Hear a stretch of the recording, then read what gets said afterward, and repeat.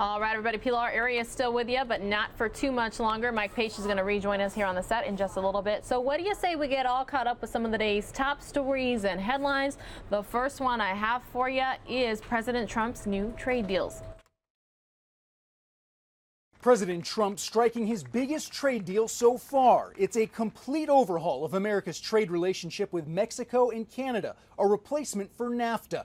One of the big changes, more access to Canadian markets for U.S. beef, dairy, and agriculture products.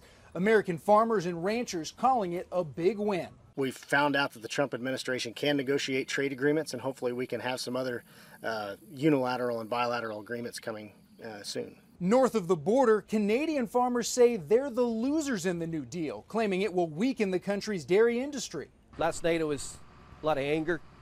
Today a little bit calmer, but still disappointment in our government. Here in the U.S., the deal has been generally well received by businesses, but some manufacturers and retailers are worried it could send prices soaring on a number of products and potentially hamper economic growth. You got to be very sensitive because you don't want to cost the consumer. It may be great to create jobs, but what if the price of goods to the consumer goes way up? Now the White House's focus turns to China and the ongoing trade dispute that's having a big impact on both our countries. American farmers have been hit especially hard, and they're hoping the president will use the momentum from his new trade deal to reach a breakthrough with Beijing. Those are our greatest trading partners. Now if we can get something worked out with China, we're well on our way. The new trade deal with Mexico and Canada still has to be approved by Congress. Lawmakers are expected to take it up early next year, but if Democrats retake control of the House in the midterm elections, the White House is expecting to have a tough fight on its hands. At the White House, I'm Garrett Tenney, Fox News. All right, you guys remember the other day we were talking about how flushing contacts down the toilet might not be the best idea for, our sewage systems. Any of you out there wear contact lenses? Let's see those hands up emojis. Remember, I like to ask you questions, get to know you a little bit better. A lot of the regular viewers, we are getting to that point, right? Okay, this next top story I have for you is about how contact lens amoeba infections are on the rise. It's called an amoeba or sometimes acanthamoeba eye infection. It's considered to be the most serious type of eye infection because it's extremely difficult to treat. It's impervious and incredibly rare, a cornea-eating amoeba that has the potential to steal your eyesight and maybe your eyeball. The leading cause of an amoeba infection of your cornea is having your contact lenses come in contact with water. Whether you're swimming in a lake or a river or some other water, or whether you use water to store your contact lenses, or some of my patients will occasionally rinse their contact lenses with tap water. It's all bad news. The issue came to light after a rise in cases in the UK. The British Journal of Ophthalmology cites a recent uptick, a threefold increase in cases since 2010. We've had similar cases stateside too, specifically in New York. Dr. Sykert has treated some of those patients. The amoeba or parasite sticks to the contact lens and then it enters the cornea of the eye. Once the amoeba get into the cornea, they basically invade the cornea. They form these cysts around themselves so that our immune system can attack them. And they basically chew up the cornea and use it as food. Treating the infection is nearly impossible. Once the amoeba invades the eye, you're looking at an extended course of treatment. Typically, multiple drugs over multiple years, and even still, there's no guarantee the amoeba will be eradicated. This is probably the most painful infection that you can have in your eyes. 30 to 40% of patients who contract the amoeba need corneal transplant surgery, and often that's not a one-time deal. They need multiple surgeries in order to be healed for good. Reporting in Midtown, Teresa Priolo, Fox 5 News. Not gonna lie, I kind of want to start wearing my glasses a little bit more often than I wear my contact lenses after watching these stories. Okay, we have a sad story out of Colorado where a man has died after being pinned to a bowling alley machine. My wife and I, we owned that bowling alley some years ago. Fremont Lanes is a longtime staple in Florence. He's manager as well as mechanic. Larry Baker says Hector Rodriguez worked with the old pin setter machine. And I know how pins fly and all that. And knew the equipment well. I can just think of many things that could go wrong. And the other thing is, it wasn't real modern equipment. It had some age. He would do it all. He eventually ran the place himself. And he was a one-man show. Accidents do happen. Sunday afternoon, an accident did happen. He had gone back to service the machine, the employee said, and she hadn't seen him about 15 to 20 minutes.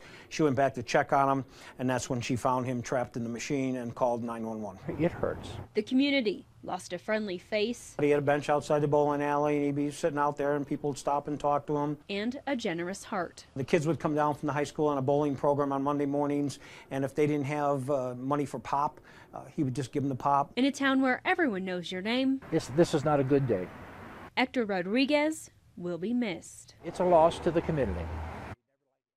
Oh man, such sad news there out of Colorado. Okay, well, hope you all are having a fabulous day. This next top story I have for you is about how Exoskeleton can help patients. Let's find out how.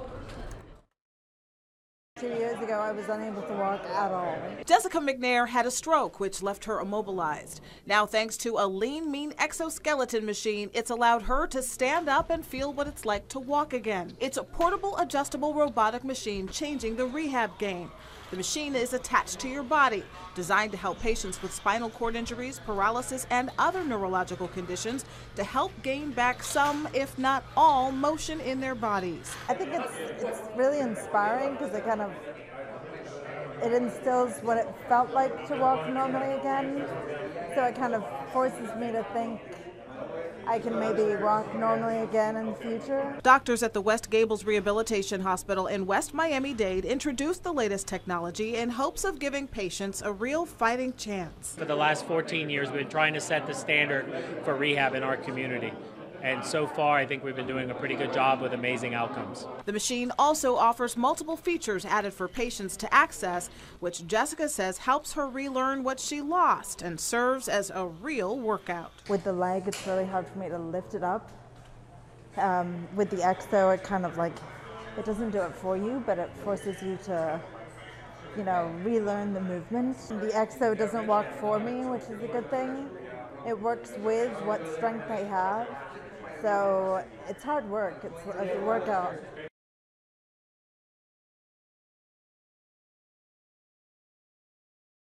All right, everyone. Sky Fox is out and about, flying around, looking at flooding and washes in and around the valley. Look at this one. I'm trying to find out exactly where their location is so I can tell you where it is. Meanwhile, I have some other health-related news for you. This next story is about the benefits of breastfeeding, and it turns out it's more than just milk.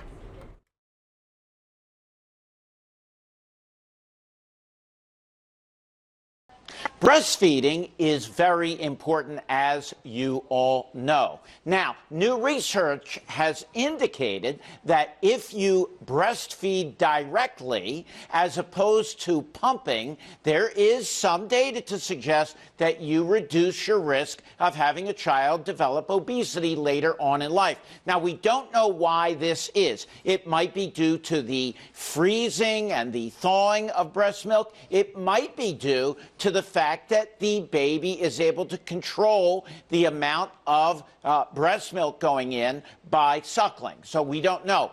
The bottom line is that breast milk is critically important no matter how you get it. Best advice, if you can do it, breastfeeding directly is the way to go. I'm Dr. Mike Sirigliano with the Fox News Medical Team. All right, that was Dr. Mike with the Fox News medical team. Looks like Sky Fox still out and about, and I'm still working on finding you exactly where the location is. But you see this truck here driving through this wash area. It certainly looks muddy, not like too much rainfall or standing water is in there, though. Excuse me, a little difficult to talk. Okay, this final top story I have for you is the business briefs of the day. One of my favorite stories to bring you every day.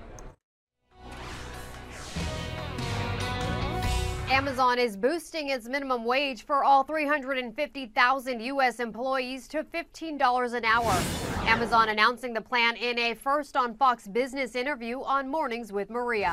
Full-time, part-time, seasonal, holiday employees, everyone is going to be starting November 1st making at least $15 an hour just in time for the holiday season. Dunkin' has a new kind of cold brew on tap, an actual beer called the Dunkin' Coffee Porter. The company partnering with Harpoon Brewery to bring customers a malt beer made with Dunkin's espresso blend coffee. The brew is now available across the eastern U.S. That's business. For more, log on to foxbusiness.com. In New York, I'm Tracy Carrasco.